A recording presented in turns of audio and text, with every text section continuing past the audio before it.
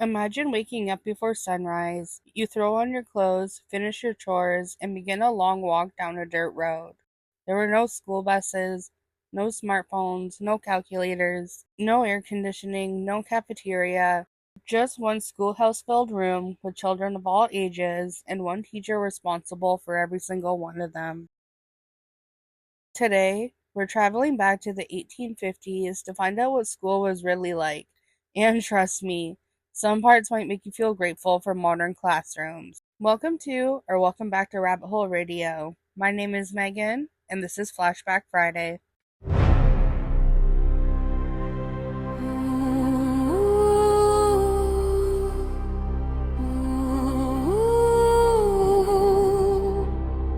This is Rabbit Hole Radio. If you picture a school from the 1850s, chances are you're imagining a small wooden building sitting in the middle of nowhere. That's because most schools were exactly that. In rural communities, students attended one-room schoolhouses. A single teacher might be responsible for 20, 30, or even 50 children, ranging from 5 years old all the way up to teenagers. Everyone learned in the same room.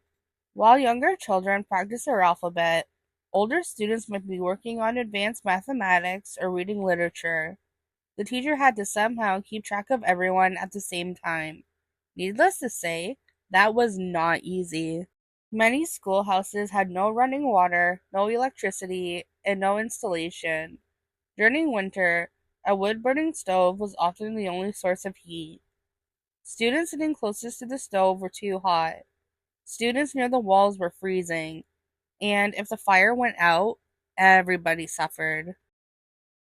Even getting to school wasn't exactly convenient. Most children walked. Some walked several miles every day, regardless of weather conditions. It could be during a thunderstorm, a snowstorm, extreme cold. Even in under those conditions, you were still expected to show up. For many families, education was important, but survival came first. If crops needed harvesting or animals needed tendering, children often stayed home from school to work. School attendance wasn't nearly as consistent as it is today. And you're probably wondering, what exactly did the students learn? Pretty much just the basics: reading, writing, mathematics, history, geography, and a whole lot of memorization. Teachers often relied on students reciting lessons out loud. One student might stand in front of the class and repeat information from memory while everyone else waited their turn. Books were expensive and sometimes shared among multiple students. In some schools, children learned from a single textbook for years. Spelling bees became popular because spelling correctly was considered an important life skill. And unlike today, students were expected to write with pen and ink. One mistake could leave a giant blotch across the entire page. Now, let's talk about something that would absolutely not fly today: punishment. School in the 1850s were strict. Very, very strict. Talking out of turn, being disrespectful, arriving late, or failing to complete assignments could result in serious consequences. Corporal punishment was common.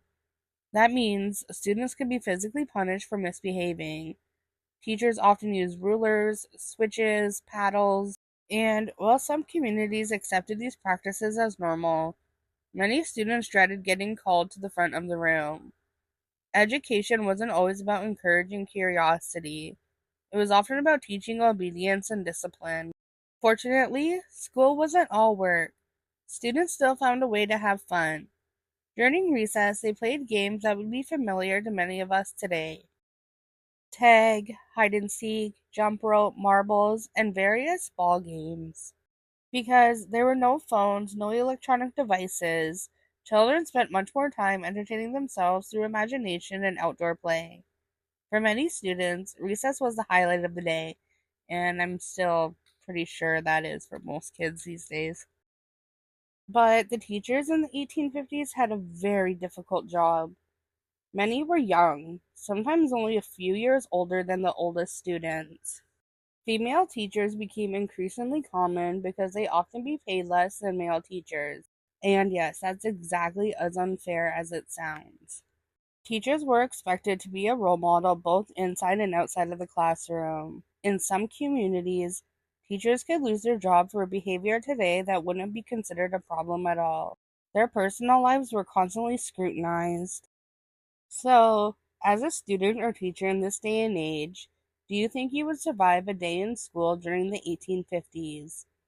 Imagine spending hours sitting on a hard wooden bench, no internet, no calculators, no lunch menu, no heat except a small stove, sharing a classroom with children of every age, and knowing that if you got in trouble, a physical punishment might be waiting.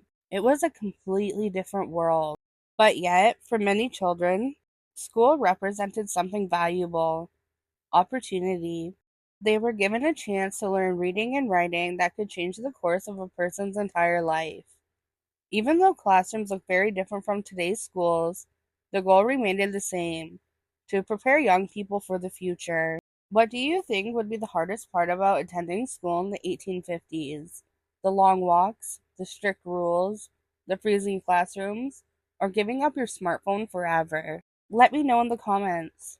If you enjoyed this trip into the past, don't forget to like, subscribe, and hit that ring bell so you never miss another Flashback Friday. Thank you for listening to Rabbit Hole Radio, and I'll see you in the next one. Bye.